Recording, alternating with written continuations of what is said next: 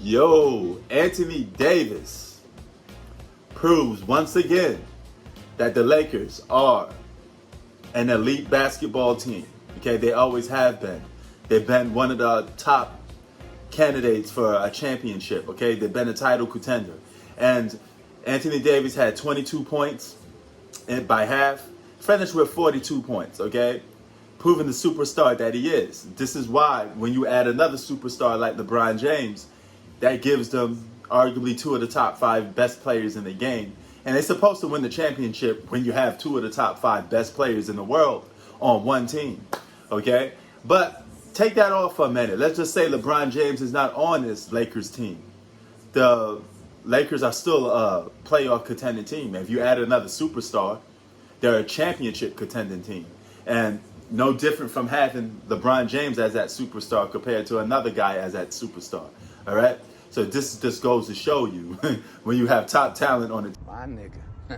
team, of course you're supposed to win, and winning is expected of you. Okay, Anthony Davis is the same guy that led the Pelicans to the playoffs a couple times. All right, he proved that he's an alpha. Okay, he proved that he could be a number one option, and even if he's not a number one option on the team, he's damn well close to being one. More than so-called being named as a sidekick. Let's say he was paired up with a Kyrie Irving, okay? I mean, he could have damn well be the number one option. Kyrie could be the number two, and that's a championship contending team with that roster that the Lakers have already. If he paired up with another superstar, proven superstar like Kevin Durant, I know Kevin Durant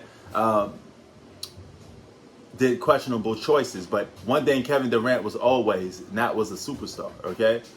Whether he joined the Golden State Warriors or not, he was always a superstar. He was always that dude like that. Imagine him paired up with AD. They win the championship with that roster, and they fully healthy. Who's gonna stop him?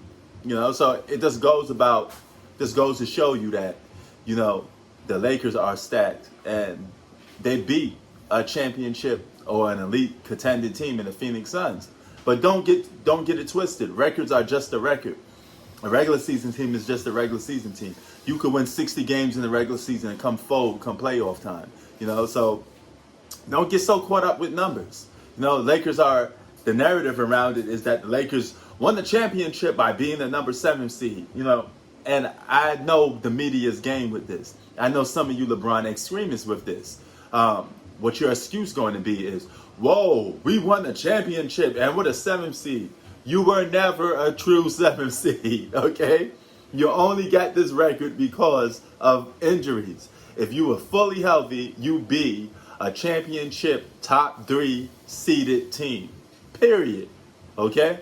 People will be sitting here talking about who's better, LeBron or AD? Who's the most important guy on the team? Who's the MVP? Does Anthony Davis deserve MVP votes? Because that was going on before everybody got hurt.